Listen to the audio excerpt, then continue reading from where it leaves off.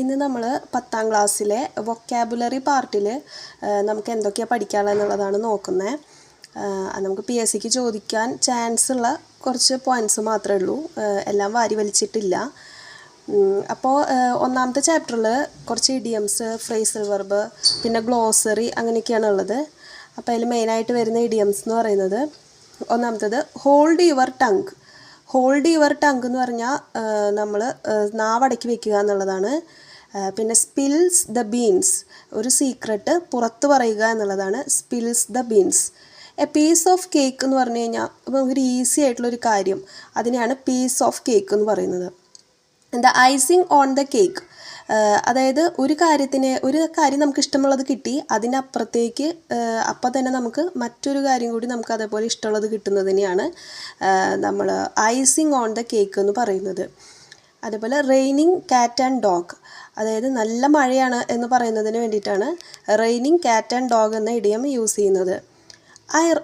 I racked my brains. Racked one's brains എന്ന് പറയുന്നത് നമ്മൾ തല പുകഞ്ഞ് ആലോചിക്കുക, അങ്ങനെയൊക്കെയുള്ളൊരു മീനിങ് ആണ്.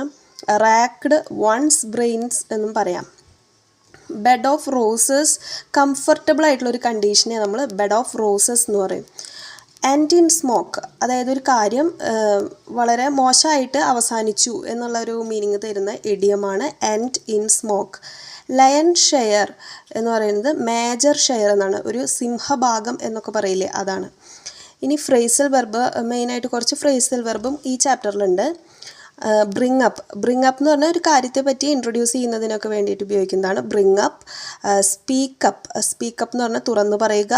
ഗിവ് അപ്പ്, പരിശ്രമിക്കുന്നത് നിർത്തുക, നമ്മൾ നിർത്തുക എന്നുള്ള ഒരു മീനിങ് ആണ്. കോൾ അപ്പ് എന്ന് പറഞ്ഞാൽ ഒരാളെ ഫോണിൽ കോണ്ടാക്റ്റ് ചെയ്യുക. ടേൺ അപ്പ്, എത്തിച്ചേരുക. ലുക്കപ്പ്, തിരയുക. പിന്നെ മേക്കപ്പ് എന്ന് പറഞ്ഞാൽ ഒരു കാര്യം കണ്ടുപിടിക്കുക, ടു ഇൻവെൻറ്റ്. സെറ്റപ്പ്, അറേഞ്ച് ചെയ്യുക. ഗെറ്റപ്പ്, എഴുന്നേൽക്കുക. പിന്നെ ഇതാണ് ഷുഡ്, മസ്റ്റ് എന്തിനൊക്കെ നമ്മൾ ഉപയോഗിക്കുന്നത് എന്നുള്ളത്. ഷുഡ് എന്ന് പറയുമ്പോൾ നമ്മളൊരു കാര്യം പറയുന്നതിന് വേണ്ടിയിട്ട് അത്ര ഇമ്പോർട്ടൻ്റ് അല്ലാത്ത നമ്മളൊരു ഉപദേശം പോലെ പറയുന്നതാണ് ഷുഡ്. മസ്റ്റ് എന്ന് പറയുമ്പോൾ ഒരു കമാൻഡ് അല്ലെങ്കിൽ ഓർഡർ ഉറപ്പായിട്ടും ചെയ്യണം എന്നുള്ള കാര്യമാണ് മസ്റ്റ്. ഇനി ഡിസ്ക്രിപ്റ്റീവ് ആയിട്ടുള്ള അഡ്ജക്റ്റീവ് അതെങ്ങനെയാണെന്നുള്ളത് നമ്മൾ പല രീതിയിൽ നമുക്ക് അഡ്ജക്റ്റീവ് ഡിസ്ക്രിപ്ഷൻ ചെയ്യുമ്പോൾ appearance, colour, size, shape, sound, emotion, അതിനൊക്കെ നമുക്ക് ഡിസ്ക്രിപ്റ്റ് ചെയ്യാനായിട്ടുള്ള അഡ്ജക്റ്റീവ്സ് ഉണ്ട്. അപ്പോൾ അതിൻ്റെ എക്സാമ്പിളാണ് enthusiastic crowd, happy child, enormous wings, tremendous effect എന്നുള്ളതൊക്കെ. പിന്നെ ചില അഡ്ജക്റ്റീവും അതിൻ്റെ അഡ്വർബും. ഇനേമേഴ്സ് എന്ന് പറയുമ്പോൾ ഇനേമേഴ്സിലാണ് അതിൻ്റെ അഡ്വർബ്. ഈ LY ചേർക്കുമ്പോൾ അഡ്വർബ് ആവും, മറ്റേത് അഡ്ജക്റ്റീവാണ്. ഇതാണ് അതിലുള്ള മെയിനായിട്ടുള്ള അഡ്ജക്റ്റീവും അഡ്വർബ്സും. പിന്നെ കുറച്ച് ലിങ്കേഴ്സ് ഉണ്ട്. ലിങ്കേഴ്സ് എന്ന് പറയുമ്പോൾ ദെൻ എന്തിനാണ് യൂസ് ചെയ്യുന്നത്, നെക്സ്റ്റ്, മീൻ വൈൽ, ഫോളോയിങ്, കോൺസിക്വൻ്റ്ലി, ഫൈനലി, ഇതൊക്കെ എന്തിനാണ് യൂസ് ചെയ്യുന്നത് എന്നുള്ളത്. ദെൻ എന്ന് പറഞ്ഞു കഴിഞ്ഞാൽ നമ്മളൊരു കാര്യം പറഞ്ഞിട്ട് തൊട്ടപ്പുറത്തെ കാര്യം പറയുന്നതിന് വേണ്ടിയിട്ട്, അതിൻ്റെ കൺസീക്വൻസ് ആയിട്ട് പറയുന്നതിന് വേണ്ടിയിട്ടോ റിസൾട്ട് പറയുന്നതിന് വേണ്ടിയിട്ടോ ഉപയോഗിക്കില്ലേ, അതാണ് ദെൻ.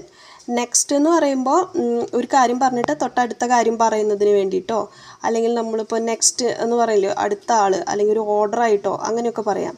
മീൻ വൈൽ എന്ന് പറഞ്ഞു കഴിഞ്ഞാൽ ഒരു കാര്യം സംഭവിച്ചുകൊണ്ടിരിക്കുമ്പോൾ തന്നെ മറ്റൊരു കാര്യം സംഭവിക്കുക, രണ്ടും ഒരുമിച്ച് സംഭവിക്കുന്നതിനെയാണ് മീൻ വൈൽ. Simultaneous events. ഫോളോയിങ് എന്ന് പറയുമ്പോൾ നമ്മൾ പറയാം ഒരു കാര്യം കഴിഞ്ഞിട്ട് അടുത്ത കാര്യം പറയുന്നതിന് വേണ്ടിയിട്ട്. കൺസീക്വൻ്റ്ലി എന്ന് പറഞ്ഞാൽ ഒരു കാര്യം സംഭവിച്ചതിൻ്റെ തുടർച്ചയായി സംഭവിക്കുന്ന മറ്റൊരു കാര്യം, അതായത് അതിൻ്റെ കോസോ അല്ലെങ്കിൽ ഇഫക്റ്റൊക്കെ പറയാനാണ്. പിന്നെ ഫൈനലി നമുക്കറിയാം അത് കൺക്ലൂഷനാണ്. ഇനി ഇതിൽ മെയിനായിട്ട് വരുന്ന സിനോണിം, ആൻറ്റോണിം ഒക്കെ ചോദിക്കാൻ ചാൻസ് ഉള്ള ഭാഗമാണ് ഈ ചാപ്റ്ററിൽ ഗ്ലോസറി. ആർട്ടിലിയറി എന്ന് പറഞ്ഞാൽ പീരങ്കി.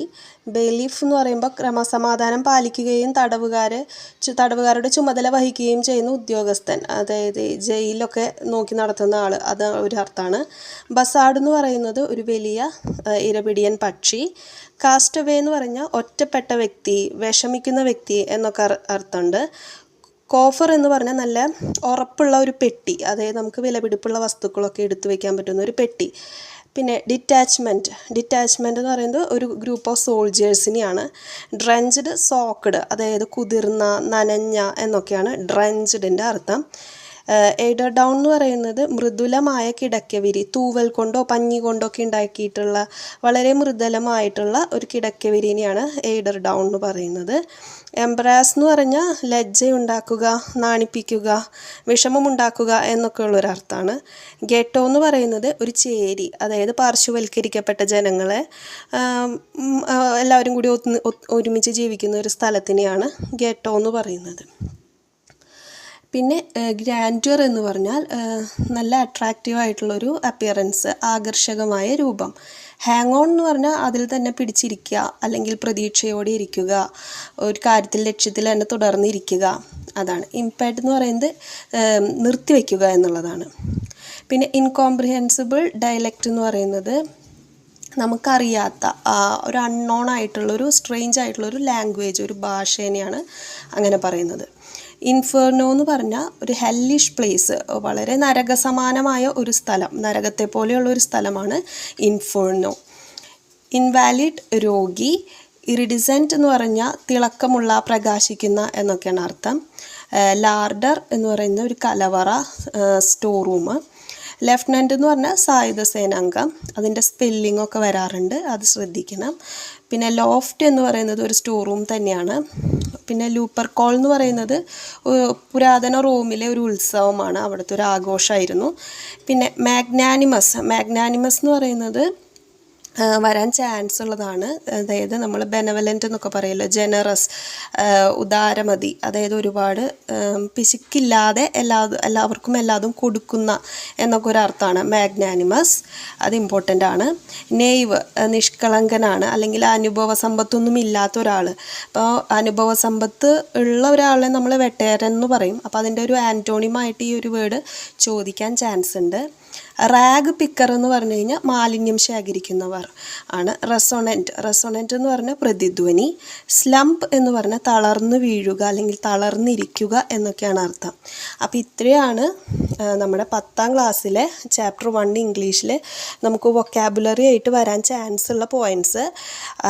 ഇനി ഒരു സെക്കൻഡ് ചാപ്റ്ററിൽ ചെയ്യാം. ബൈ.